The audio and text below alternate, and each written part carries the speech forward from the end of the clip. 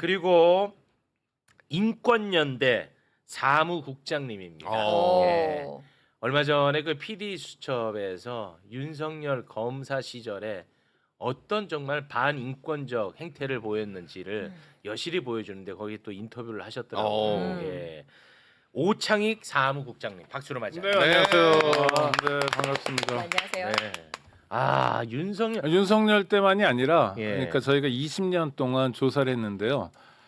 수사 과정에서 돌아가시는 분들이 있어요. 근데 이분들이 그냥 죽는 게 아니라 어떤 의미에서 죽음으로 내몰린 거 아니냐. 근데 국가기관의 통계는 전혀 없어요. 그래서 어떻게 하면 좋을까 하다가 저희가 언론 보도 나온 걸 다 셌습니다, 일일이. 그러니까 여러 가지로 뭐 포털 검색도 하고 그 언론재단 사이트 들어가서 세 가지고 수사 받다가 극단적 선택하신 분들. 그러니까 보니까 대체로 이렇게 나옵니다. 검찰이 한 70%, 경찰이 30%인데 경찰은 사건 건수가 많잖아요. 건수 그렇죠. 대비해 보니까 검찰에서 죽은 게 98%, 경찰이 2%고요. 그러니까 순도로 하면 98대 2가 되고 또 하나 중요한 포인트는 소위 진보 정권과 보수 정권 하면 역시 7대 3입니다. 보수 정권에서 굉장히 많이 죽어요.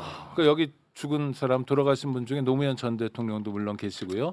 그래서 20년 동안을 해봤더니 대충 견적이 나오는 거예요. 왜냐하면 뭐 여죄 추궁하겠다, 너 가족, 뭐 너 부하 이런 식으로 수사가 들어가거든요. 그러니까 견딜 수 없고 정말 이거 어떻게 해야 끝나지? 내가 끝낼 수도 없고 끝낼 수 있는 방법 하나밖에 없는 거 아니야? 라는 유혹을 받게 되는 거죠. 그래서 그렇게 죽음으로 내몰리는 사람이 적지 않다는 거고 이 문제가 아직도 끝나지 않았다는 게 검찰 개혁의 필요성을 또 확인시켜줍니다. 그렇습니다. 강압적 수사를 받다가 사망을 합니다. 그러면은 검찰이 뭐 최소한 죄송해하거나 부끄러워하거나 고개를 숙이거나 반성을 해야 되는데 악마의 악마를 더합니다. 자 그렇게 되면은 이재명 주변 사람들은 왜 자꾸 죽지? 이런 식으로 마치 이재명과 사망이 관련인 있는 것처럼 또 싹 프레임 전환시켜 버립니다. 악마의 악마다. 그렇죠. 아니 근데 견디기 어려운 조건들을 많이 보여줘요. 제가 그 PD수첩에서 말씀드렸던 사례는 대기업 건설사 사장님을 지내셨던 분이에요. 그러니까 좋은 고등학교 나오고 좋은 대학 법대 나왔어요.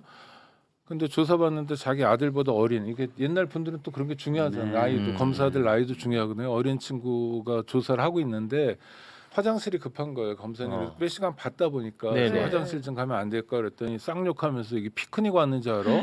하면서 이 자리에 싸라 그런 거예요. 어떻게 싸요? 참았죠. 근데 참을 수 없는 게 변이잖아요. 이거는 뭐 자기가 어떻게 참아요? 그래서 바지에 실례를 했다는 거예요. 그것 때문에 정말 몇 번씩 시도를 하셨더라고요.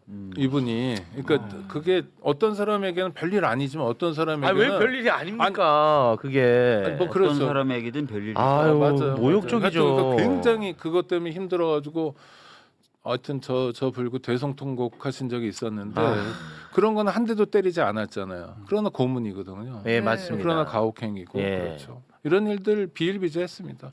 지금도 아니라고 말할 수 없고요. 저런 짓을 해놓고 그냥 뭐 자기가 무슨 잘했다는 영웅강처럼 그렇지. 떠들어요. 그리고 윤석열 스스로 얘기했잖아요. 죄 지은 거 없어도 검찰한테 한번 찍히면 인생 망가진다고. 그렇습니다. 그걸 자랑처럼 얘기를 하는 거예요. 맞습니다. 네.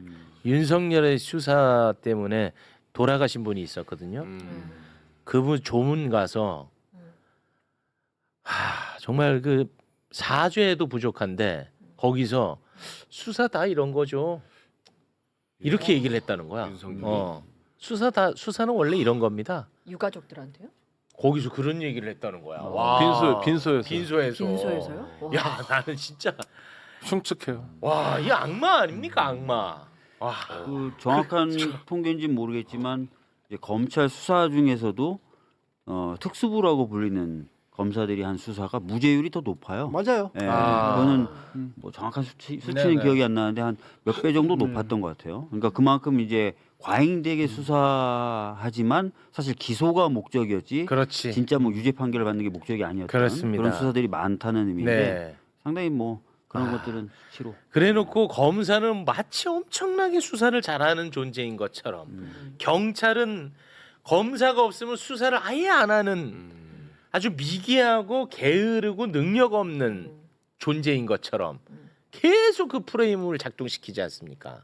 너무 화가 납니다. 그러니까 검사가 되기 위한 시험이 있잖아요. 이를테면 사법시험하고 변호사 시험, 요새는 이제 로스쿨 나와서 변호사 시험인데 수사라는 과목이 시험 과목에 없어요. 이 얘기를 자주 해주세요. 네. 이거 모르는 사람이 천지입니다. 그 수사에 대해서 공부하는 게 아니에요. 네, 이 얘기를 자주 해주셔야 돼. 입사한 다음에 도제식으로 배우는 거예요. 그렇지. 조금씩. 그러니까 검사가 수사를 잘한다는 근거는 하나도 없고 그렇죠. 잘해 보이는 건 딱 하나입니다. 수사권도 가지고 있고 기소권도 가지고 있으니까 그렇죠. 권한이 워낙 세니까 상대를 예. 요리하기가 쉬운 거예요. 그렇습니다. 그래서 세고 잘하는 것처럼 보이죠. 네. 실제로 만약 시험을 본다거나 우리가 아니 수사 가지고 시험 볼 수 있잖아요. 네. 우리가 어떤 범인 잡기 이런 거 뭐 문제를 내 가지고 야 대표 선수 10명씩 뽑아서 한번 해볼까 하면 아야 택도 없어요. 그렇습니다. 검사가 뭘 그, 수사죠? 네. 사법 시험에도 이제 수사라는 과목이 없을 뿐만 아니라 아시겠지만 사법연수원에서도 수사라는 과목을 배우지 않아요. 그럼요. 이런 말씀 많이 그러니까 해주셔야 돼. 범죄 기록을 보고 공소장을 쓰는 연습을 하죠. 그렇죠. 그래서